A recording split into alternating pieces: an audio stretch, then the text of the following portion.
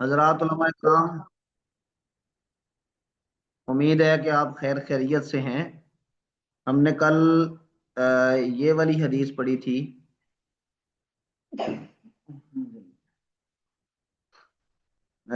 یہ والی کہ جس میں آپ صلی اللہ علیہ وسلم غزوہ خیبر میں ان کی بستی میں صبح صبح حملہ آور ہوئے تھے، اور پھر انہوں نے جب دیکھا تو انہوں نے یہ معاملہ یہ جملے کہے،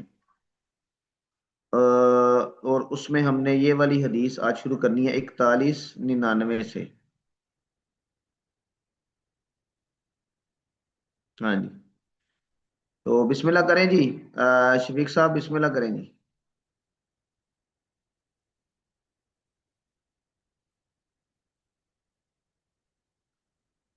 میری آواز آ رہی ہے جی؟ اچھا ٹھیک ہے جی استاد جی آ رہی ہیں۔ جی، شفیق صاحب بسم اللہ۔ جی استاد جی میں شروع کرتا ہوں۔ جی جی جی بسند متصل منا الى الامام الحافظ ابی عبد اللہ محمد بن اسماعیل الجعفی البخاری رحمہ اللہ تعالی قال حدثنا عبد الله بن عبد الوهاب حدثنا عبد الوهاب قال حدثنا ايوب عن محمد عن انس بن مالك رضي الله عنه ان رسول الله صلى الله عليه وسلم جاءه جاء فقال أكلت الخمر فسكت ثم أتاه الثانية فقال أكلت الخمر فسكت ثم أتاه الثالثة فقال أفنيت الخمر فأمر مناديا فنادى في الناس إن الله ورسوله ينهيانكم عن لحوم الخمر الأهلية فأفئت القدور وإنها لتفور باللحم۔ جی، انہا تفور باللحم۔ ٹھیک ہے۔ اس روایت میں جیسے کل میں نے تذکرہ کیا تھا کہ اس بات کا تذکرہ ہے کہ آپ صلی اللہ علیہ وسلم کے پاس ایک صاحب 3 مرتبہ آئے بتانے کے لیے کہ گدوں کا گوشت کھایا جا رہا ہے، اور تیسری مرتبہ جب انہوں نے یہ کہا افنیت الحمر، تو اس وقت پھر آپ صلی اللہ علیہ وسلم نے ان کا گوشت کھانے سے منع کیا۔ اس کا مطلب ہے کہ پہلے کھایا جا رہا تھا لیکن آپ نے منع نہیں کیا، لیکن جب یعنی حکم آیا، یہ بھی ہو سکتا ہے کہ وہی کا کوئی انتظار ہو آپ صلی اللہ علیہ وسلم کو، یا پھر جب افنیت یعنی گدے، کیونکہ یہ واپسی کا واقعہ ہے اور مال غنیمت کو منتقل کرنے کے لیے سواریاں چاہیے، تو اس وقت پھر آپ صلی اللہ علیہ وسلم نے اس سے منع کیا۔ تو اس روایت کو اگر دیگر روایات کے ساتھ ملا کے دیکھا جائے تو آگے روایات آئیں گی، تو اس میں ایک یہ بھی آئے گا کہ صحابہ کرام کے پاس گدھے نہیں تھے بلکہ ان کو ملے تھے، یعنی بطور مال غنیمت کے ملے تھے۔ اور پھر ایک یہ بھی آئے گا آگے روایات میں کہ جو راوی ہیں وہ یہ کہتے ہیں کہ آپ نے اس لیے منع کیا کیونکہ ان کا خمس ابھی نہیں نکالا گیا تھا، اور اسی روایت میں وہ کہتے ہیں کہ یہ بھی امکان ہے کہ آپ صلی اللہ علیہ وسلم نے الی الابد اس کو حرام کر دیا۔ تو یہ سارے امکانات اس میں ہیں، لیکن گدھے کے بارے میں موقف یہی ہے جمہور کا کہ یہ الی الابد حرام ہے، خاص طور پہ گھریلو گدھا، اس کو ہم معلول بالعلت نہیں کہیں گے۔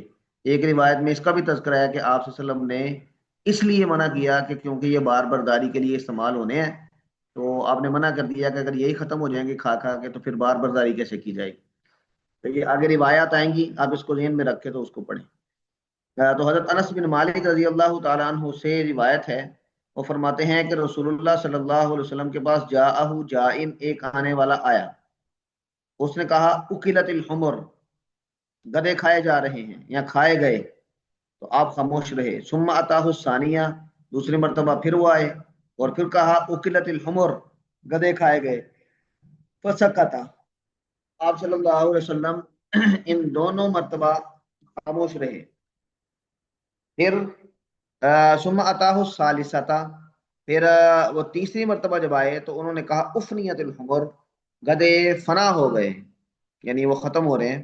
تو پھر آپ صلی اللہ علیہ وسلم نے امارا منادین، ایک منادی کو حکم دیا فنادى في الناس، اس نے لوگوں میں ندا لگائی، ان اللہ و رسولہ ینہیانکم، اللہ اور اس کا رسول تمہیں منع کر رہے ہیں، ان لحوم الحمر الاہلیہ، گھریلو گدھوں کے گوشت سے، فاقفیت القدور، پھر یہ ہانڈیاں الٹا دی گئیں، وَإِنَّهَا لَتَفُورُ بِاللَّحْمِ، اور وہ یعنی فور تھیں، یعنی وفور تھا ان میں، مطلب یہ ہے کہ وہ بھری ہوئی تھی گوشت کے ساتھ، ان میں گوشت پک رہا تھا۔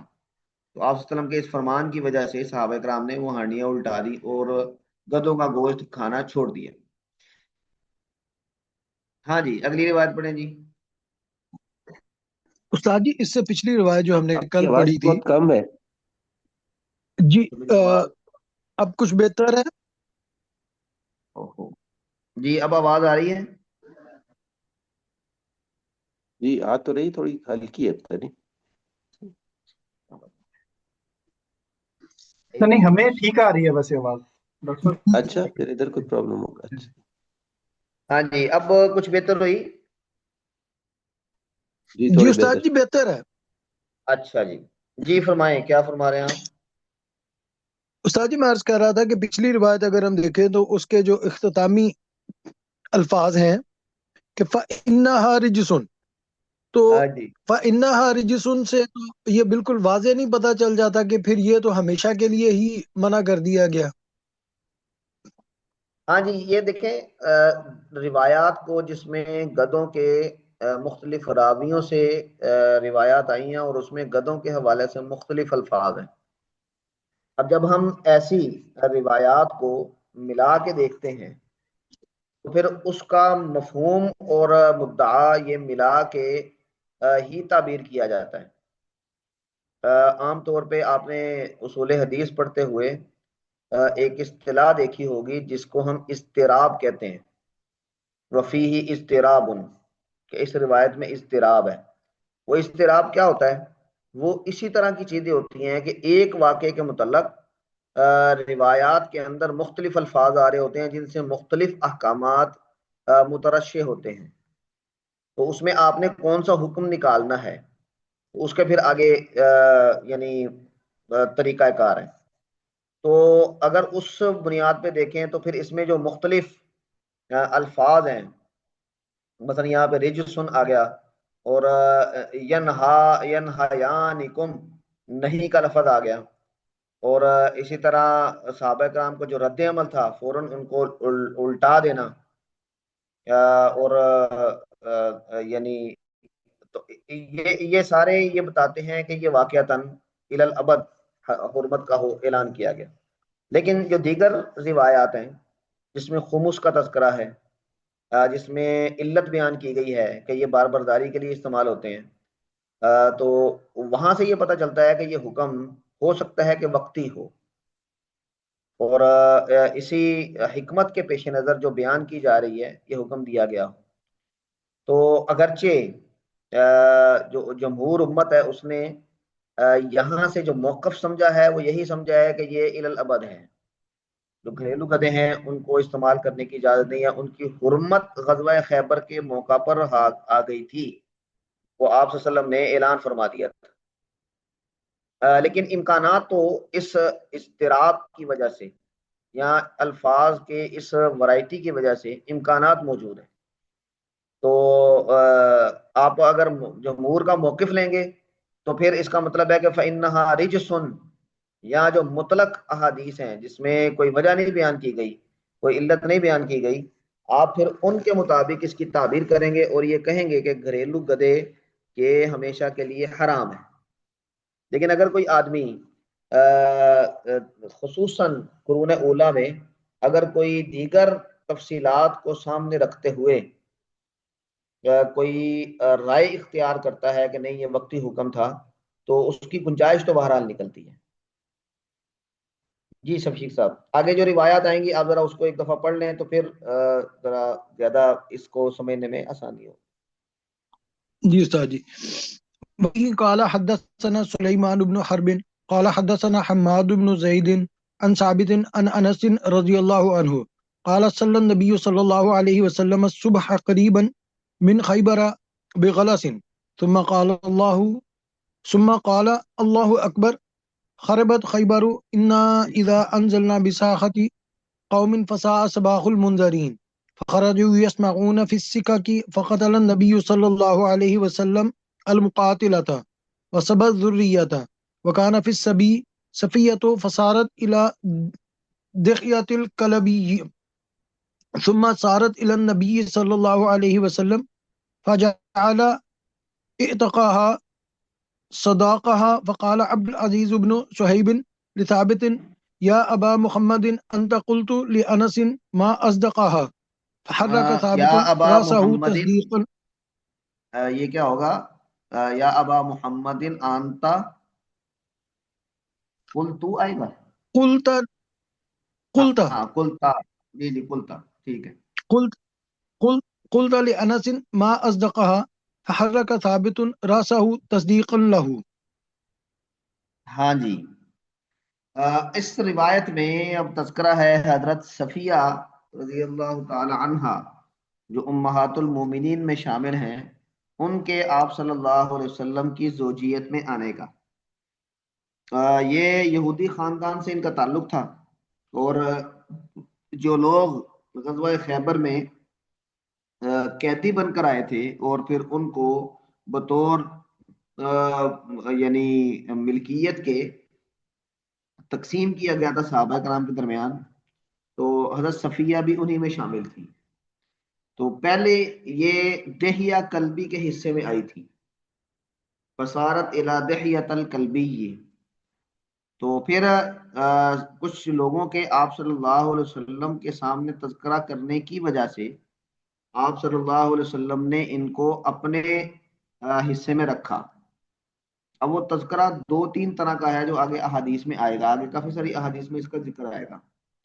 ایک تذکرہ یہ ہے کہ یہ کیونکہ سردار حیی بن اخطب کی بیٹی تھی، تو انہوں نے کہا کہ یہ جو سردار زادی ہے، اس کا سٹیٹس یہ ہے کہ یہ آپ صلی اللہ علیہ وسلم کے ہی حرم میں ہو یا آپ کے حصے میں ہو۔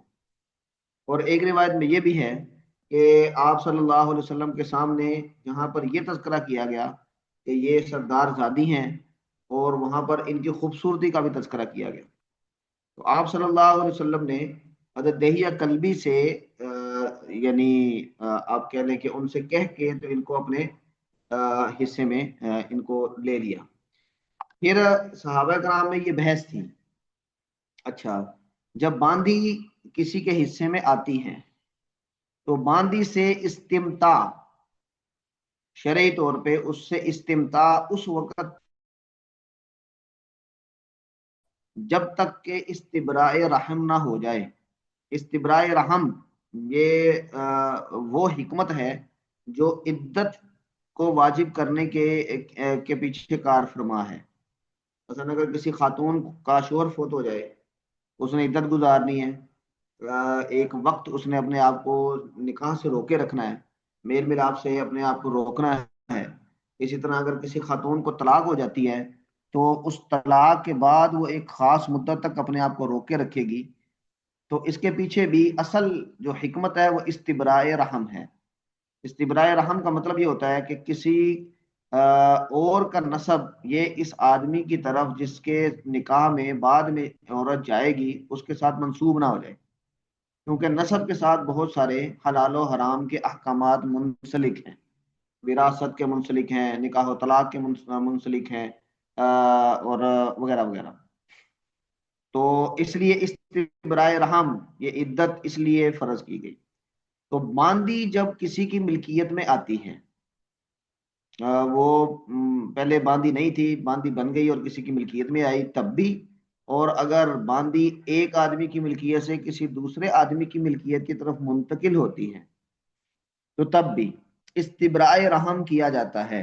اور باندی میں استبراء رحم کے لیے ایک حیض کا گزرنا یہ کافی ہے۔ عدت میں تو کم از کم 3 حیض ہے، لیکن باندی میں ایک حیض کا گزرنا یہ کافی ہوتا ہے۔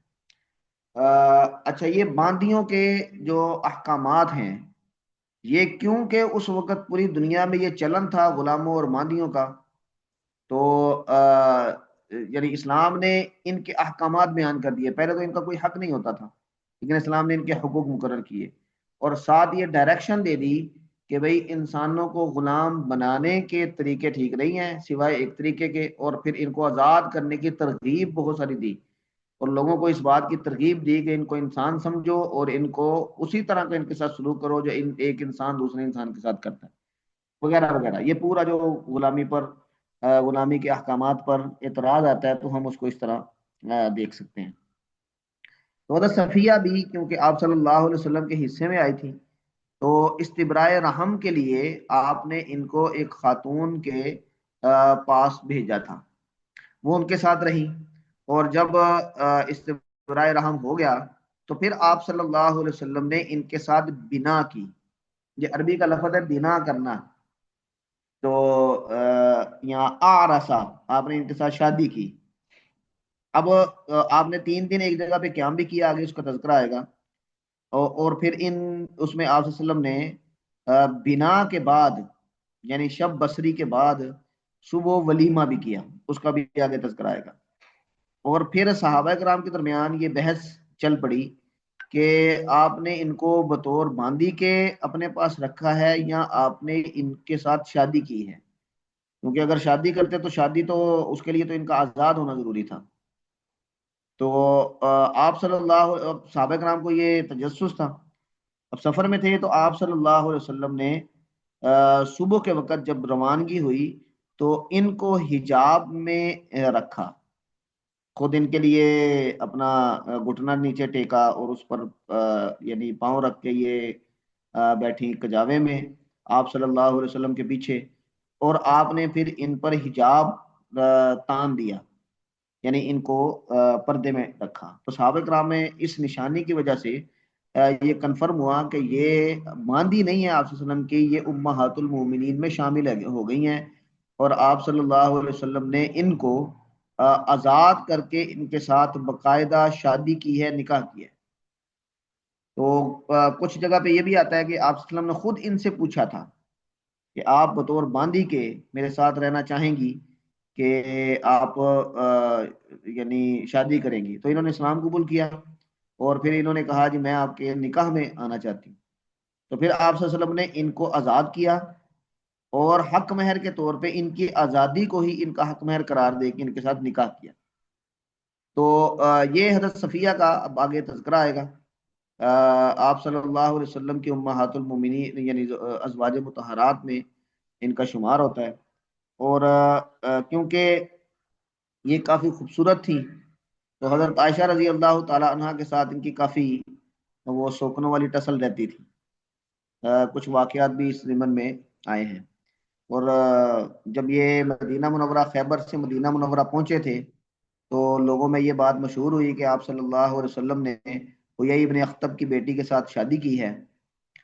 تو جہاں پر آپ نے ان کو ٹھہرایا تھا تو حضرت عائشہ پھر چادر لپیٹ کے تو ان کو دیکھنے کے لیے آئی تھی، کیونکہ ان کی حسن کا بھی شہرہ تھا۔ تو آپ صلی اللہ علیہ وسلم وہی تھے، لیکن حضرت عائشہ نے کو چھپایا ہوا تھا، آپ نے پہچان لیا،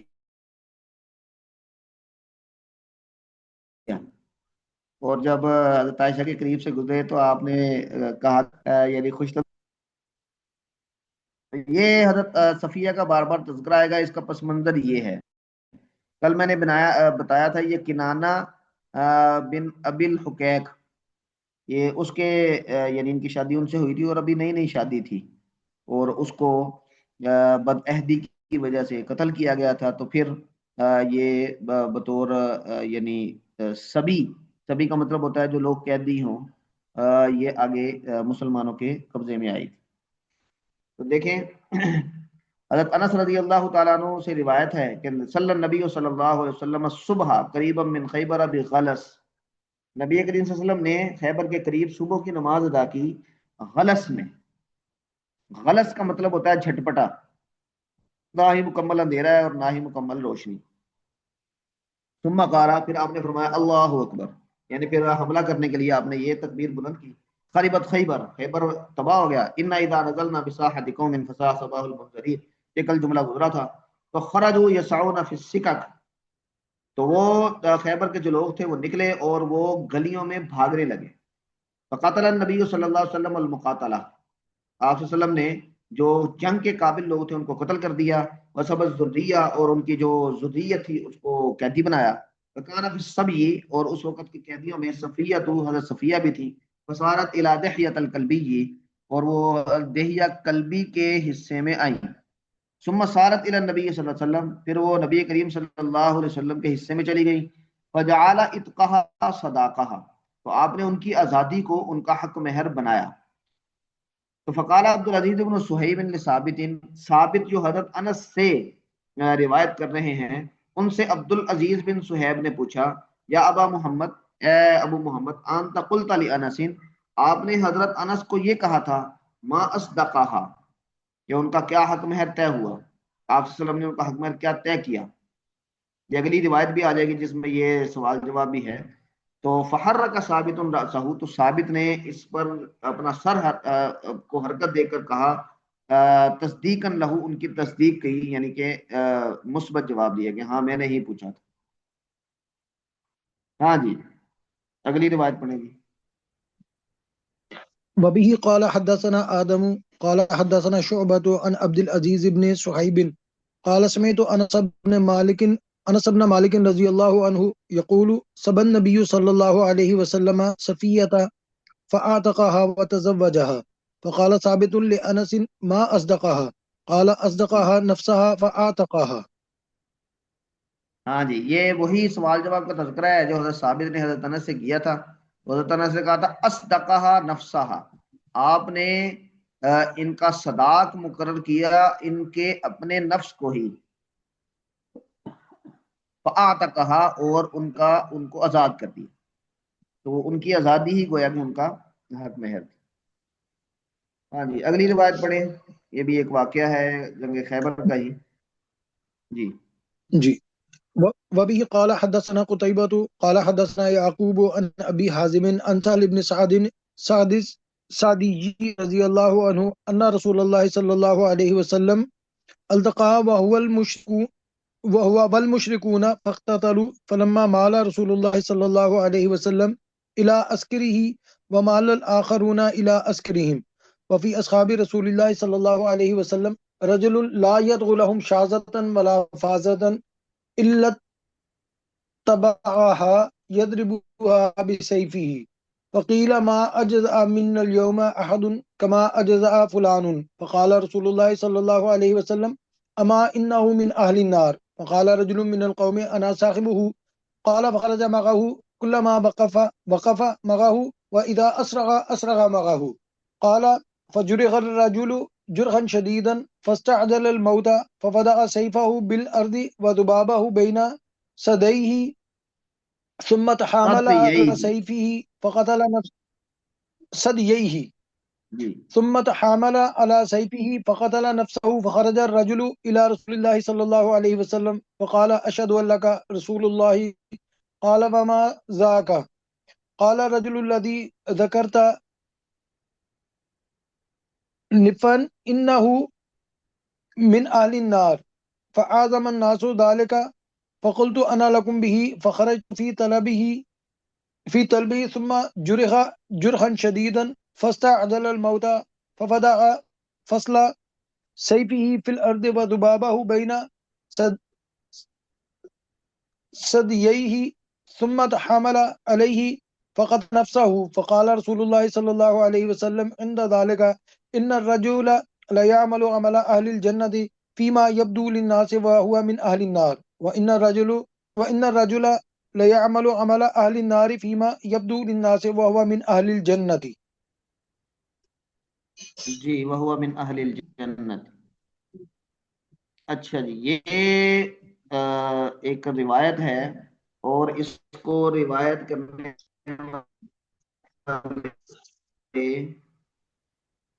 سہل بن سعد الساعدی ہیں، اور اس کے ساتھ ہی آگے حضرت ابو موسیٰ اشعری سے بھی یہ روایت آئے گی،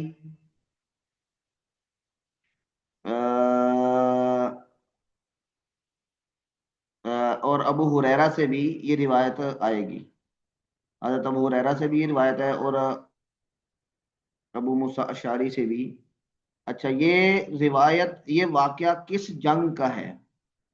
جنگ خیبر کا ہے یا پھر جنگ احد کا ہے؟ اس کے بارے میں تھوڑی سی بحث ہوتی ہے، اور کچھ لوگ اس کو احد کا واقعہ کہتے ہیں اور کچھ لوگ اس کو جنگ خیبر کا کہتے ہیں۔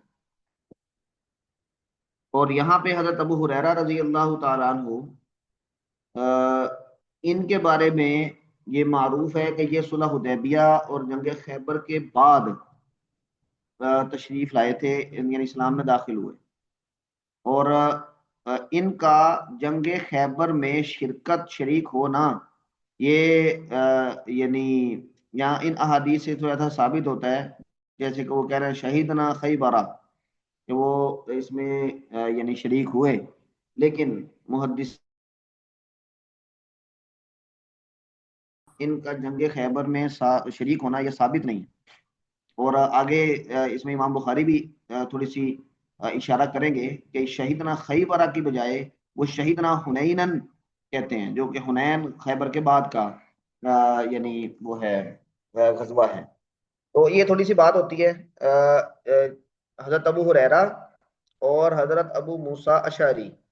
حضرت ابو موسیٰ اشعری نے کیونکہ حبشہ کی طرف ہجرت کی تھی، اور وہ اصحاب سفینہ جو حبشہ میں لوگ تھے ان کو لے کر ایک کشتی کے ذریعے صلح حدیبیہ کے بعد یہ آئے تھے مدینہ منورہ، اور ان کی ملاقات خیبر کے یعنی سفر میں آپ صلی اللہ علیہ وسلم سے ہوئی تھی، اور ان کا اس کو روایت کرنا یہ سمجھ میں آتا ہے، اور ان کیونکہ وہ شریک تھے آپ صلی اللہ علیہ وسلم کے ساتھ، ان کو اس میں حصہ بھی ملا غزوہ خیبر کی غنیمت میں، تو اس لیے یہ واقعہ ان کی روایت کی وجہ سے غزوہ خیبر کا ہی لگتا ہے۔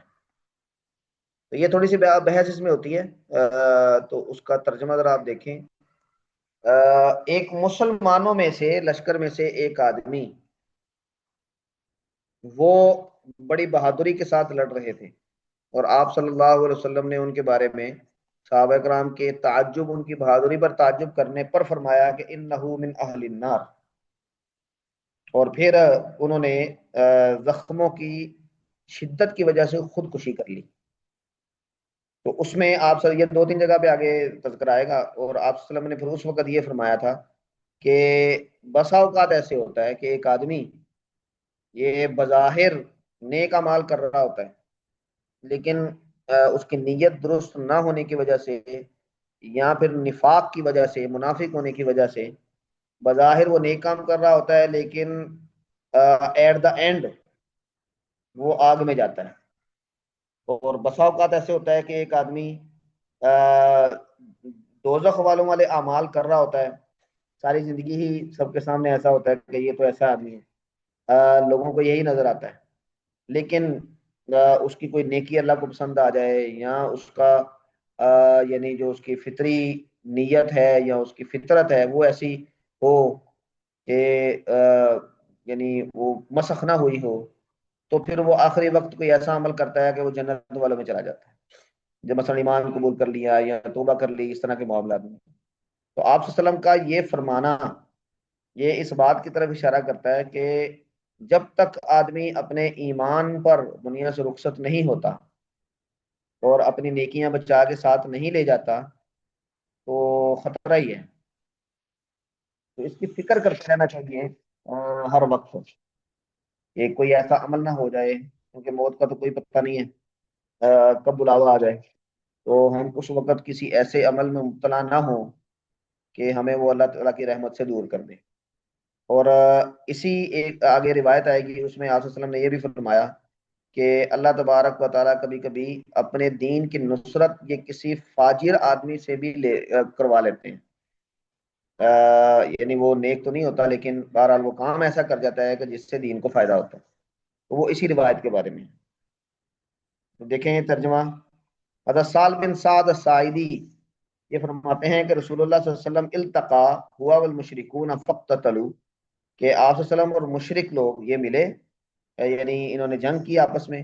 فلما مالا رسول اللہ صلی اللہ علیہ وسلم الی عسکرہ، جب آپ صلی اللہ علیہ وسلم اپنے معسکر یعنی جہاں پر لشکر ٹھہرا ہوا تھا اس کی طرف بڑھے، ومال الاخرون الی عسکرہم، اور وہ دوسرے اپنے عسکر کی طرف بڑھے.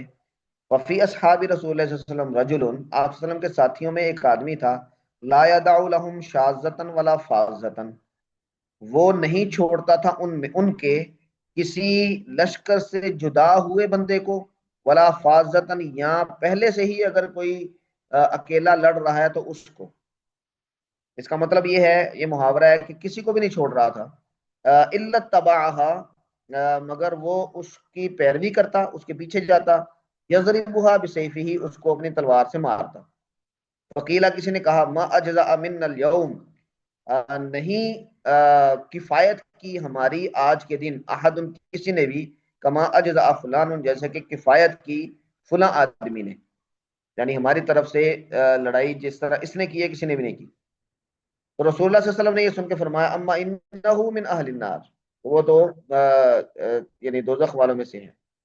فقال رجل من القوم، وہاں ایک آدمی نے یہ سوچا، انا صاحبہ، اگر میں اس کے ساتھ اس کا ساتھی ہوں، یعنی اس کے ساتھ رہوں گا. فخرج معه كلما وقف معه، اس کے ساتھ ہی نکلا، جب وہ کھڑا ہوتا تو کھڑا ہو جاتا. واذا اسرع اسرع معه، جب وہ چلنے لگتا تو اس کے ساتھ ہی چلتا.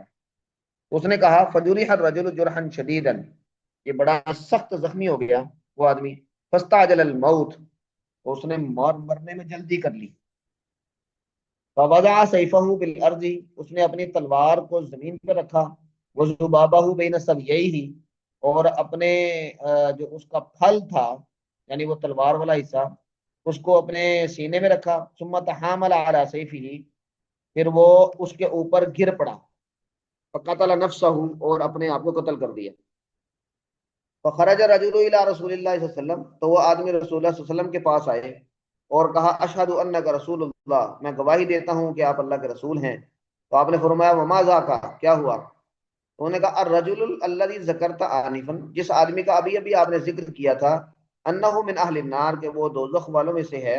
فاعظم الناس ذلک، اور لوگوں نے اس کو بہت بڑی بات سمجھی تھی. آگے تذکرہ آئے گا کہ لوگوں نے یہ بھی کہا کہ اگر یہ آگ والوں میں سے ہے تو جنت میں کون جائے گا. فقلت، تو میں نے یہ کہا اپنے آپ سے، انا لکم بہ، کہ میں اس کے ساتھ ہوں تمہاری طرف سے. فخرجت فی طلبہ، میں اس کے پیچھے پیچھے نکلا. ثم جرح جرحا شدیدا، وہ بہت سخت زخمی ہوا اور اس نے موت مرنے میں جلدی کر لی، یعنی خودکشی کر لی. فوضع نسل سیفہ فی الارض، اس نے اپنی تلوار کے دستے کو زمین پہ رکھا. وذبابہ بین ثدییہ، اور اس کے پھل کو، تلوار کو، اپنے چاقو کو اپنے سینے پہ رکھا. ثم تحامل علیہ، پھر اپنے آپ کو اس پر گرا دیا. فقتل نفسہ، اور اپنے آپ کو قتل کر دیا. تو رسول اللہ صلی اللہ علیہ وسلم نے اس وقت فرمایا، ان الرجل لیعمل عمل اہل الجنہ، کہ ایک آدمی جنت والوں جیسے عمل کرتا رہتا ہے.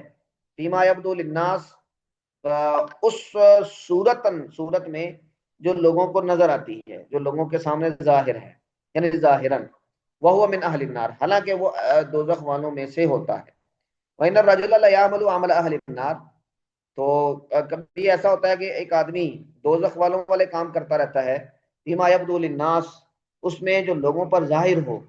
وَهُوَ مِنْ أَهْلِ الْجَنَّةِ، اور وہ جنت والوں میں سے ہوتا ہے. اس کا مطلب ہے کہ اس کی نیت یا اس کے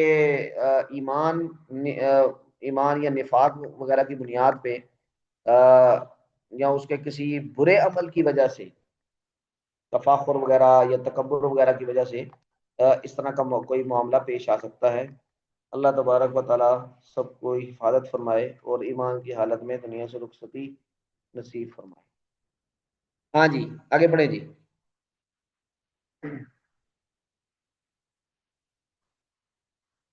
جی شفیق صاحب. وبه قال حدثنا ابو اليمان قال اخبرنا شعيب عن الزهري قال اخبرني سعيد بن المسيب ان ابا هريره رضي الله عنه قال شهدنا خيبر وقال رسول الله صلى الله عليه وسلم لرجل ممن معه يدعي الاسلام هذا من اهل النار. فلما حضر القتال قاتل الرجل اشد القتال حتى كثرت به الجراحه فكاد بعض الناس يرتاب فوجد الرجل علم علم استاد الجراحت، یہ کیا ہے؟ علم علمل علم یہ الج تکلیف. جی علم الجراحة فأهوى بيده إلى كنانته فاستخرج منها أسهما فنحر بها نفسه فاشتد رجال من المسلمين فقالوا يا رسول الله صدق الله حديثك انتحر فلان فقتل نفسه فقال قم يا فلان فأذن أنه لا يدخل الجنة إلا مؤمن إن الله يؤيد الدين بالرجل الفاخر فاجری. تابعه معمر فاجري تابعه معمر عن الزهري وقال شبيب عن يونس عن ابن شهاب أخبرني المسيب وعبد الرحمن بن عبد الله بن كعب أن أبا هريرة قال شهدنا مع النبي صلى الله عليه وسلم خيبر. وقال ابن المبارك عن يونس عن الزهري عن سعيد عن النبي صلى الله عليه وسلم تابعه صالح عن الزهري. وقال زبيدي أخبرني الزهري أن عبد الرحمن بن كعب أخبره أن عبيد الله بن كعب قال أخبرني من شهد مع النبي صلى الله عليه وسلم خيبر. قال زهري وأخبرني عبيد الله بن عبد الله وسعيد عن النبي صلى الله عليه وسلم. ہاں جی. اس روایت میں اوپر والی روایت میں لفظ تھا التقا ہوا والمشرکون، تو غزوہ خیبر تو ہوا تھا آپ صلی اللہ علیہ وسلم اور یہود کے درمیان. تو اس روایت سے یہ اشارہ ملتا ہے کہ یہ غزوہ احد کا واقعہ ہے، لیکن حضرت ابو ہریرہ والی روایت کو ذکر کر کے اور پھر آگے اس کے مطابعات کا تذکرہ کر کے امام بخاری اس بات کی طرف رجحان بتا رہے ہیں کہ یہ غزوہ خیبر کا ہی واقعہ ہے، یہ غزوہ احد کا واقعہ نہیں ہے. کچھ لوگوں کا یہ بھی خیال ہے کہ یہ دو الگ الگ واقعات ہیں، کیونکہ اوپر جو آدمی ہے اس نے اپنی تلوار کے اوپر گرا کے اپنے آپ کو قتل کیا، اور یہاں پر حضرت ابو ہریرہ جو فرما رہے ہیں کہ اس نے اپنے ترکش سے تیر نکالا اور اس تیر کے ذریعے اپنے آپ کو نہر کر لیا، اس کو اپنے گلے میں گویا کہ یعنی مار کے تو اپنے آپ کو قتل کیا. تو اس بنیاد پہ، ان تفصیلات کی بنیاد پہ وہ کہتے ہیں کہ یہ خیبر کے میں ہی واقعہ پیش آیا اور غزوہ احد کا واقعہ الگ سے ہے. لیکن امام بخاری اس روایت کے بعد اس روایت کو ذکر کر کے اپنا رجحان بتا رہے ہیں کہ یہ دونوں ایک ہی واقعات ہیں. ہاں تفصیلات میں تھوڑا فرق ہے، لیکن غزوہ خیبر کے واقعات ہیں اور ایک ہی واقعہ ہے. تو حضرت ابو ہریرہ رضی اللہ تعالیٰ عنہ، سعید بن المسیب کہتے ہیں کہ حضرت ابو ہریرہ نے کہا شہیدنا خیبر، ہم خیبر میں حاضر تھے، اور رسول اللہ صلی اللہ علیہ وسلم نے ایک آدمی ممن معاہو جو آپ کے ساتھ تھے ان کے بارے میں یعنی کہا آپ صلی اللہ علیہ وسلم نے یدعی الاسلام، جو اسلام کا دعویٰ کرتا تھا. اب اس کا مطلب ہے کہ دعویٰ تو کرتا تھا لیکن اصلاً وہ منافق تھا. تو آپ نے فرمایا ھذا من اہل النار، یہ آگ والوں میں سے ہے. فلما حاضر القتال، جب لڑائی شروع ہوئی، قاتل الرجل اشد القتال، تو آدمی نے بہت سخت قتال کیا، یعنی بڑی بہادری سے لڑا. حتیٰ کثرت بہ الجراحہ، یہاں تک کہ اس کے جو زخم تھے وہ یعنی بہت زیادہ اس کو لگے. فقاد بعض الناس یرتاب، اب قریب تھا کہ کچھ لوگ یعنی شک میں مبتلا ہو جاتے آپ صلی اللہ علیہ وسلم کی بات میں کہ آپ نے تو اس کو اہل النار کہا ہے اور یہ اس وقت اتنا بہادری کے ساتھ لڑتے لڑتے اتنا زیادہ زخمی ہو گیا. اب اس کا مطلب ہے کہ وہ ایسے ہی مر جاتا، تو پھر یہ شک پیدا ہو جاتا کہ آپ نے تو اس کو کہا تھا یہ دوزخ والا ہے لیکن یہ تو شہید ہوا ہے. تو ابھی لوگ اسی شک میں مبتلا ہونے کے قریب تھے. فوجد الرجل علم الجراحتی، آدمی نے زخموں کے تکلیف کو پایا. فاہوى بیدہ الی کنانتہ، اس نے اپنا ہاتھ بڑھایا اپنے ترکش کی طرف. فاستخرج منها اسہما، اور وہاں سے کچھ تیر نکالے. فنحر بها نفسہ، اور اپنے آپ کو اس نے نہر کر لیا، یعنی وہ اپنے گلے میں مار لی. فاشتد رجال من المسلمین، اب مسلمانوں میں سے کچھ لوگ بھاگے آپ صلی اللہ علیہ وسلم کی طرف. فقالوا، اور کہا یا رسول اللہ، اے اللہ کے رسول، صدق اللہ حدیثک، اللہ نے آپ کی بات کو سچ کر دکھایا. انتحر فلان فقتل نفسہ، وہ ایک آدمی نے اپنے گلے میں یعنی نہر کر لیا اور اپنے آپ کو قتل کر دیا، یعنی خودکشی کر لی. تو آپ صلی اللہ علیہ وسلم نے پھر اس وقت ایک آدمی کو کہا قم یا فلان، اے فلان آدمی کھڑے ہو جاؤ، فأذن انہ لا يدخل الجنۃ الا مؤمن، اور اعلان کر دو کہ جنت میں کوئی بھی داخل نہیں ہوگا سوائے مومن کے. ان اللہ یؤید الدین بالرجل الفاجر، اللہ تبارک و تعالیٰ اپنے دین کی تائید کر لیتے ہیں کسی گناہگار فاجر آدمی کے ساتھ بھی. تو یہ والی روایت بتا رہی ہے کہ یعنی یہاں پہ وہ آدمی منافق تھا، کیونکہ آپ صلی اللہ علیہ وسلم کا یہ اعلان کروانا لا يدخل الجنت الا مؤمن، یہ اس بات کی طرف اشارہ کرتا ہے کہ وہ آدمی لڑ تو رہا تھا بہادری کے ساتھ، لیکن ایمانی حالت اس کی یہ تھی کہ وہ نفاق میں مبتلا تھا.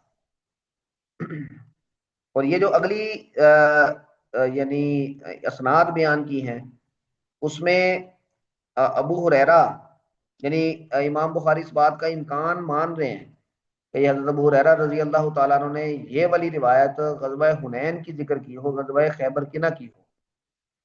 لیکن ساتھ ساتھ وہ یہ بھی بتا رہے ہیں کہ جو دیگر راوی ہیں وہ یہاں پہ یعنی بتا رہے ہیں حضرت ابو ہریرہ سے روایت نہیں کرتے، بلکہ وہ یہ بھی کہتے ہیں اخبرانی من شہید مع النبی صلی اللہ علیہ وسلم خیبر، ہمیں اس آدمی نے بتایا کہ جو نبی کریم صلی اللہ علیہ وسلم کے ساتھ خیبر میں شریک تھے.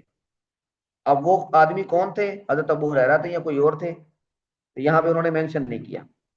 تو امام بخاری یہ مطابات ذکر کر کے بھی یہ اشارہ کر رہے ہیں کہ اگرچہ حضرت ابو ہریرہ کی روایت کا ایک حصہ اس میں حنین کا ذکر بھی ہے، لیکن جو راوی ہیں ان سے روایت کرنے والے وہ اس روایت کو جب روایت کر رہے ہیں دیگر اس کے مطابات میں، وہ حضرت ابو ہریرہ کا نام نہیں لے رہے. اس کا مطلب ہے کہ حضرت ابو ہریرہ کے خیبر میں شرکت کی کا جو مشکوک معاملہ ہے وہ اس کے غزوہ خیبر کا واقعہ ہونے میں رکاوٹ نہیں ہے، وہ اس وجہ سے امام بخاری اس کو ذکر کر رہے ہیں. ہاں جی اگلی روایت پڑھیں جی. سر حضرت ابو ہریرہ جو ہیں وہ خیبر کے موقع پہ مسلمان ہوئے تھے؟ حضرت ابو ہریرہ رضی اللہ تعالیٰ عنہ کے بارے میں صلح حدیبیہ کے بعد اور خیبر سے پہلے یا خیبر کے دوران ہی ان کے اسلام کا موقع ہے. آپ صلی اللہ علیہ وسلم یہ اپنا ایک یہ دوسی تھے، دوست قبیلے سے تھے، اور یہ اپنا ایک غلام تلاش کرتے ہوئے آئے تھے مدینہ منورہ، اور وہاں پہ انہوں نے مسجد نبوی میں مطففین سورہ مطففین کی تلاوت سنی. تو اس تلاوت کو سن کے پھر آپ صلی اللہ علیہ وسلم کے ہاتھ پر انہوں نے بیعت کی، اور جب بیعت کرنے کے لیے آئے تو ان کا جو غلام بھاگا تھا وہ بھی مسلمان ہو گیا تھا، آپ صلی اللہ علیہ وسلم کے پاس ہی موجود تھا. تو آپ نے ان کو کہا کہ یہ لو تمہارا غلام بھی ہے، تو انہوں نے اس کو آزاد کر دیا. تو لیکن ان کا جو غزوہ خیبر میں شرکت ہے اس کے آثار ایسے بھی ملتے ہیں کہ انہوں نے شرکت نہیں کی. یہ حنین میں شریک تھے جو خیبر کے بعد ہوا، لیکن آثار ایسے بھی ملتے ہیں کہ انہوں نے شرکت کی. تو اسی وجہ سے اس کو ذرا شک کی نظر سے دیکھتے ہیں. ہاں جی ان کے بارے میں کہتے ہیں کہ یہ خیبر کے بعد پہنچے تھے تو اللہ کے نبی نے انہیں غنیمت میں سے حصہ دیا تھا، حالانکہ انہوں نے شرکت نہیں کی تھی، شاید اس وجہ سے پھر یہ رائے جی ہو جی گئی. اور غنیمت میں سے انہوں نے مانگا تھا حصہ تو وہ آگے کہیں پہ ذکر آئے گا بھی. تو لوگوں نے کہا جی ان کو کس بات کا حصہ، یہ تو ابھی پہنچے ہیں. تو انہوں نے وہ جس آدمی نے کہا تھا وہ اس کو وہ جیسے وہ توتکار ہوتی ہے نا، تو ان کے ساتھ انہوں نے کہا جی یہ تو یعنی غزوہ احد میں فلاں کا قاتل ہے. تو اس وقت وہ مسلمان نہیں تھے، تو انہوں نے کہا کہ ہاں میرے ہاتھ سے اللہ نے اس کو شہادت عطا فرما دی اور بعد میں مجھے ہدایت دے دی. تو پھر آپ صلی اللہ علیہ وسلم نے ان کو جو مال تھا اس میں سے حصہ نہیں دیا تھا، جانوروں میں سے حصہ دیا تھا. ہاں جی شفیق صاحب لگ رہے ہیں. وبه قال حدثنا موسى بن اسماعيل قال حدثنا عبد الواحد عن عاصم عن ابي عثمان عن ابي موسى الاشعري رضي الله عنه قال لما غزا رسول الله صلى الله عليه وسلم خيبر أو قال لما توجه رسول الله صلى الله عليه وسلم أشرف الناس على واد فرفعوا أصواتهم بالتكبير الله أكبر الله أكبر لا إله إلا الله والله أكبر. وقال رسول الله صلى الله عليه وسلم اربعوا اربعوا على أنفسكم إنكم لا تدعون أسمى ولا غائبا إنكم تدعون سميعا قريبا وهو معكم وأنا خلف دابة رسول الله صلى الله عليه وسلم فسمعني وأنا أقول لا حول ولا قوة إلا بالله وقال لي يا عبد الله بن قيس قلت لبيك يا رسول الله قال ألا أدلك على كلمة كنز من كنوز الجنة قلت بلى يا رسول الله فداك أبي وأمي قال لا حول ولا قوة إلا بالله. ہاں جی، یہ حضرت ابو موسیٰ اشعری رضی اللہ تعالیٰ عنہ کا غزوہ خیبر میں آپ صلی اللہ علیہ وسلم سے ملنا ہے. آپ صلی اللہ علیہ وسلم یعنی یہ اصحاب سفینہ کے ساتھ آئے تھے، لیکن آپ صلی اللہ علیہ وسلم سے خیبر کی جنگ کے دوران ہی ان کی ملاقات ہوئی تھی. تو پھر آپ صلی اللہ علیہ وسلم کے ساتھ ہی یہ مدینہ منورہ تشریف لائے تھے اور اس جنگ میں بھی شریک ہوئے تھے. تو وہ کہتے ہیں کہ لما غزا رسول اللہ صلی اللہ علیہ وسلم خیبرہ، جب آپ صلی اللہ علیہ وسلم نے خیبر کے لیے غزوہ یعنی روانہ ہوئے، او قالا یا یہ کہا لما توجہ رسول اللہ صلی اللہ علیہ وسلم کہ جب آپ صلی اللہ علیہ وسلم خیبر کی طرف متوجہ ہوئے، اشرف الناس علی وادin، تو لوگ ایک وادی میں اترے یا ایک وادی میں آئے، فرفعوا اصواتهم بالتکبیر، انہوں نے تکبیر سے اپنی آوازیں بلند کی، یعنی تکبیر کہتے ہوئے، اور یہ کہا اللہ اکبر لا الہ الا اللہ، تو اونچی اونچی آواز سے وہ کہنے لگے. تو رسول اللہ صلی اللہ علیہ وسلم نے ان کو یہ کہا اربعوا علی انفسکم، اپنے آپ پر رحم کرو، انکم لا تدعون اصم ولا غائبا، تم کسی ایسے کو نہیں پکار رہے جو بہرا ہے اور جو غائب ہے، وہ یہاں موجود نہیں ہے، کسی ایسے کو نہیں پکار رہے. انکم تدعون سمیعا قریبا وہو معکم، تم پکار رہے ہو ایک ایسی ذات کو جو سننے والی ہے اور بڑی قریب ہے اور تمہارے ساتھ ہے وہ. تو اس لیے مطلب یہ ہے کہ اونچی اونچی آواز سے تکبیر کہنے کی ضرورت نہیں ہے، آہستہ آواز سے کہیں. اب یہاں سے جو لوگ ذکر جہری کا رد کرتے ہیں تو وہ اس روایت سے کرتے ہیں. وہ کہتے ہیں دیکھیں جی یہاں پر آپ صلی اللہ علیہ وسلم نے اونچی اونچی آواز سے ذکر کرنے سے منع کر دیا، اور وہ پھر اس پہ تنقید بھی کرتے ہیں کہ جو نقش بندی سلسلے میں ہی میرے خیال سے ذکر جہری ہے یا قادری میں ہے، کسی کو کنفرمیشن ہے اس کی؟ قادری میں ہے جی، نقش بندیہ میں سری ہے، اور مولانا استاد جی سرفراز قادری صاحب میں نے ہے. بھی اس سے لیا ہے کہ سری جو ہے وہ بہتر ہے، یعنی جاری کی نفی کی ہے.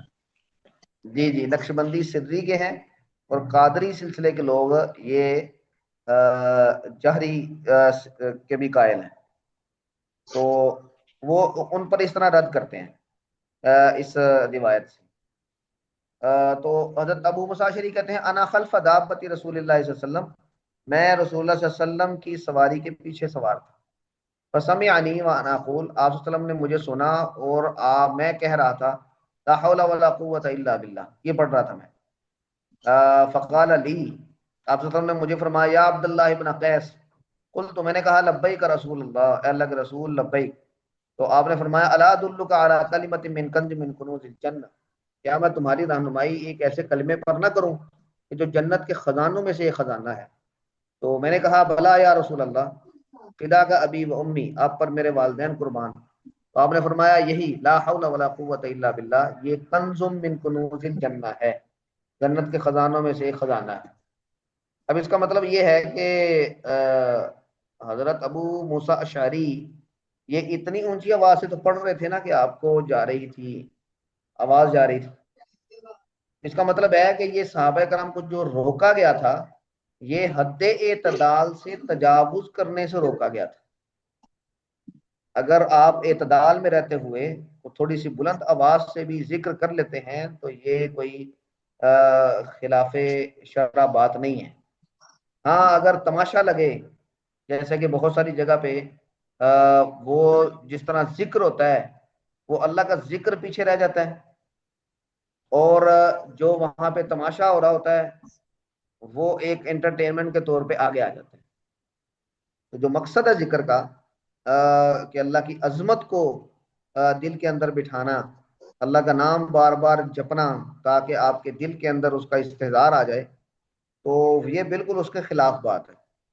تو وہ تو ویسے بھی یعنی اللہ کے ذکر کو اس طرح مزاح کا یعنی نشانہ بنا لینا یا مزاح کا ذریعہ بنا دینا یا لوگوں کی توجہ حاصل کرنے کے لیے اس میں مختلف قسم کی کچل کود کرنا، آوازیں نکالنا، تو یہ تو ویسے بھی وقار اور متانت کی خلاف ہے۔ تو اس کا مطلب ہے کہ آپ صلی اللہ علیہ وسلم نے یہاں پر جو منع کیا تھا کہ حد اعتدال سے بڑھنے سے منع کیا تھا کرنا۔ اگر کوئی آدمی تھوڑی سی آواز کے ساتھ کوئی ذکر کر رہا ہے، کوئی دعا پڑھ رہا ہے، تو اس میں کوئی حرج نہیں ہے۔ یہ آدمی کی مختلف کیفیات ہوتی ہیں، ان کیفیات میں سے کبھی دل کرتا ہے ذرا اونچی آواز سے ذکر کرنے کا، کبھی آدمی ذرا دل میں کر رہا ہوتا ہے، یہ مختلف کیفیات ہیں۔ ہاں جی، اگلی اور روایت پڑھیں سر گے۔ کچھ مواقع پہ آپ صلی اللہ علیہ وسلم نے بلند آواز میں وہ جیسے تلبیہ ہے، آپ نے فرمایا کہ جی وہ حج جو ہے وہ اب مجھے صحیح والے الفاظ تو نہیں آتے، تو اس میں مفہوم یہ بنتا ہے کہ جس میں تلبیہ جو ہے وہ اونچی آواز میں پڑھا جائے، تو وہ جی جی، بہت پسندیدہ ہے۔ یہ جنگوں کے موقع پہ یہ جو رجز پڑھتے ہیں، جی یا آپ نے جو جنگی اشعار پڑھے جاتے ہیں، اور آپ نے پیچھے وہ غزوہ احزاب میں پڑھا تھا، تو اس میں صحابہ کرام ساتھ ساتھ وہ کر رہے تھے، خندق کھود رہے تھے، اور ساتھ ساتھ وہ رجز پڑھ رہے تھے اپنا جذبہ اور شوق بڑھانے کے لیے، اور آپ صلی اللہ علیہ وسلم ان کا جواب دے رہے تھے۔ تو اس میں جب وہ پہنچتے تھے ابینا ابینا، تو وہ کہتے ہیں ہم اس کو ذرا اونچی آواز سے کرتے تھے ابینا ابینا۔ اس کا مطلب ہے کہ یہ اگر کسی جگہ پہ ذکر کا مقصد پس پشت چلا جائے اور اس پہ جو حرکات ہو رہی ہیں وہ مقصود بن جائیں اور اللہ کے ذکر کا ایک قسم کا مذاق اور اس کو انٹرٹینمنٹ بنا لیا جائے، اس کا مطلب ہے کہ یہ مقصد پورا نہیں ہو رہا، تو یہ منع ہے۔ تو آپ صلی اللہ علیہ وسلم نے اس میں بھی اسی چیز کو ہی گویا کہ اعتدال میں لانے کے لیے یہ باتیں فرمائی تھی۔ ہاں جی، شفیق صاحب پڑھیے۔ وبه قال حدثنا المكي بن إبراهيم قال حدثنا يزيد بن أبي عبيد قال رأيت أثر ضربة في ساق سلمة فقلت يا أبا مسلم ما هذه الضربة؟ فقال هذه ضربة أصابتني يوم خيبر. فقال الناس أصيب سلمة. فأتيت النبي صلى الله عليه وسلم فنفس فيه 3 نفسات فما اشتكيتها حتى الساعة. ہاں جی، یہ سلمہ بن اقوا، ان کی پیچھے بھی 2 روایات گزری ہیں کہ ایک تو انہوں نے ذات قرد میں آپ صلی اللہ علیہ وسلم کی اونٹنیوں کو بچایا تھا، پھر ان کے بھائی عامر بن اقوا، ان کی شہادت پہ آپ صلی اللہ علیہ وسلم نے ان کی دلجوئی کی تھی، اور یہاں پر آپ صلی اللہ علیہ وسلم نے ان کے زخموں پر دم کیا تھا کہ جس کی وجہ سے ان کے زخم ٹھیک ہوئے تھے۔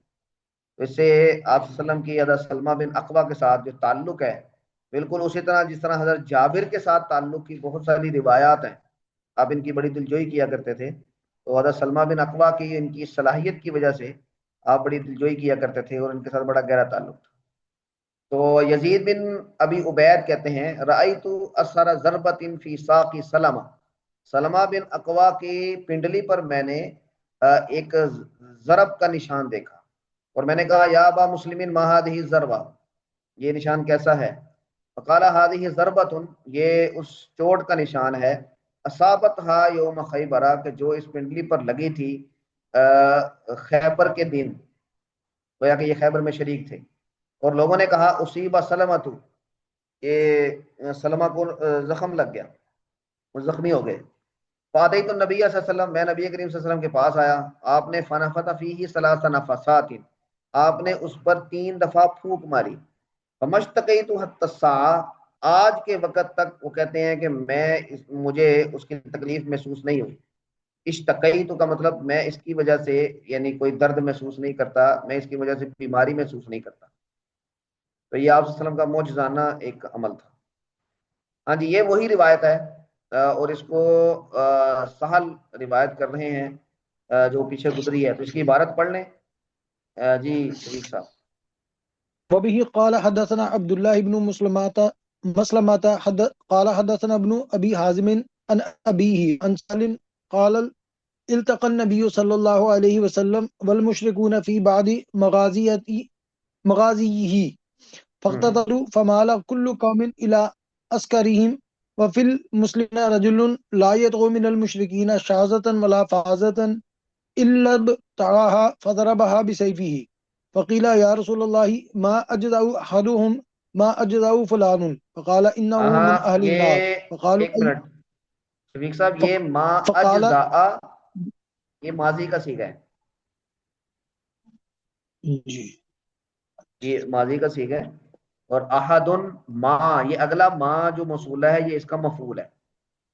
ہاں جی پڑھیں. جی ما أجزأ أحدهم ما أجزأ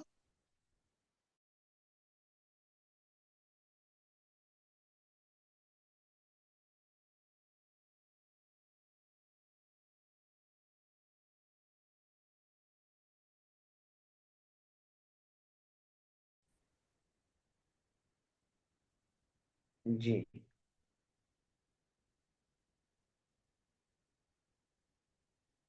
آواز بند ہو گئی. میری آواز آ رہی ہے جی آپ کو؟ جی آپ کی آ رہی ہے استاد جی. جی استاد جی آ رہی ہے. اچھا شفیق بھائی کی بند ہوئی آواز. اچھا نیٹ ورک ایشو ہوگا. تو حتی جریہ فاستعجل الموت فوضع نصاب سیفه بالارض وذبابه بین ثدییہ ثم تحامل علیہ فقتل نفسه فجاء الرجل الى النبي صلی اللہ علیہ وسلم فقال اشهد انك رسول الله قال وما ذاك فاخبره فقال ان الرجل لا يعمل بعمل اهل الجنة فيما يبدو للناس فانه من اهل النار ويعمل بعمل اهل النار فيما يبدو للناس وهو من اهل الجنة. تو یہ والی روایت ہم نے پہلے پڑھی ہے. اچھا ٹائم ہو گیا ہے استاد جی. جی بس یہاں پہ ہم روکتے ہیں، انشاءاللہ یہاں سے اگلی کلاس میں پڑھیں گے انشاءاللہ. شفیق صاحب السلام تشریف لائیں. علیکم ورحمۃ اللہ وبرکاتہ. وعلیکم السلام ورحمۃ اللہ استاد جی.